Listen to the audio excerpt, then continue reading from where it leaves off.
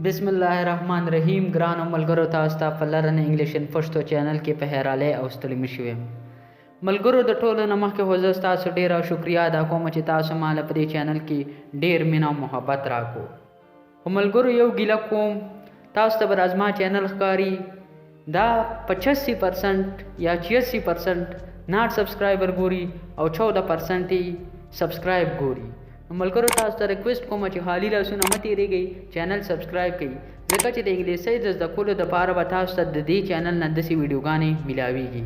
راځئ چې اوس خپل کلاس شروع کړو ملګرو په دې ننني کلاس کې به زه تاسو ته هغه جملې زده کوم کوم چې موږ د اوده کېدو دپاره یا د خوب دپاره استعمالوو راځئ چې کلاس شروع کړو It's time to go to bed اوس د اوده کېدو وخت شو کوم موږ یو کس ته وایو چې اوس د اوده کېدو وخت شو یا د سملاستو وخت شو نو په انګلیش کې به ورته وایي It's time to go to bed Please make my bed مهرباني وکړه زما په کټ بستره جوړه کړه کوم موږ یو کس ته وایو چې مهرباني وکړه زما په کټ بستره جوړه کړه یا زما په کټ بستره واچوه نو په انګلیش کې به ورته موږ وایو Please make my bed I am going to sleep زه اوده کېږم کوم موږ یو کس ته وایي چې زه بس اوده کېږم نو په انګلیش کې به ورته وایي I am going to sleep He sleep tight هغه ډېر ښه اوده دی نو په انګلیش کې به وایي He sleep tight Don't oversleep ډېر اوده کېږه مه یا ډېر مه اوده کېږه کوم موږ یو کس ته وایي چې ډېر مه اوده کېږه یا ډېر خوبونه مه کوه نو په انګلیش کې به ورته وایي Don't oversleep I feel asleep early last night زه پرون وختي اوده شوم کوم موږ یو کس ته وایي چې زه پرون شپه وختي اوده شوم نو په انګلیش کې به ورته وایي I feel asleep early last night Did you sleep well آیا تا ښه خوب وکړو کوم موږ یو کس ته وایي چې آیا تا ښه خوب وکړو خوب به دې خراب شوی نه وي نو په انګلیش کې به ورته وایي Did you sleep well I slept like a baby ماله ډېر ښه خوب راغلی کوم موږ یو کس ته وایي چې ماله ډېر ښه خوب راغلی و نو په انګلیش کې به ورته وایي I slept like a baby I barely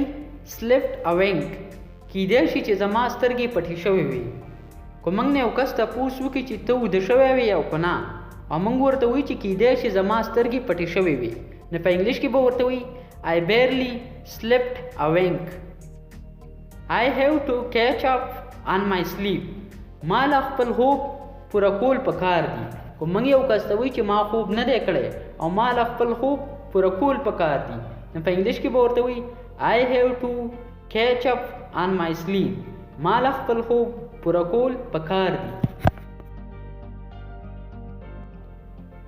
I had a dream last night ما پرون شپه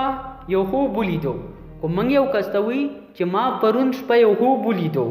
نو په انګلیش کې به ورته وایي I had a dream last night I had a nightmare last night ما پرون شپه یو ویرودونکی خوب ولیدو که موږ یو کس ته وایي چې ما پرون شپه یو د ویرې والا خوب ولیدو نو په انګلیش کې به ورته وایي I had a nightmare last night Do you go to bed late آیا ته ناوخته ویده کېږي که موږ یو کس ته وایي چې آیا ته ناوخته ویده کېږي په وخت نه ویده کېږي یا وروسته ویده کېږي نو په انګلیش کې به ورته وایي Do you go to bed late When do you go to sleep ته څه وخت ویده کېږي که موږ یو کس ته وایي چې ته څه وخت ویده کېږي نو په انګلیش کې به ورته وایي When do you go to sleep I feeling asleep while chatting زه خبرو کولو کې ویده شوی وم که موږ یو کس ته وایي چې زه په خبرو کولو کې ویده شوی وم نو په انګلیش کې به ورته وایي I feeling asleep while chatting ملګرو دا زموږ نننی کلاس چې په دې کلاس کې موږ تاسو ته هغه جملې وښودلې کومې چې موږ د خوب په باره کې استعمالوو یعنې موږ یو کس ته وایي چې زه دې ټیم کې ویده کېږم د خوب باره کې چې موږ څومره څه په پښتو کې وایي هغه ټول ما تاسو ته په انګلیسۍ کې وښودو.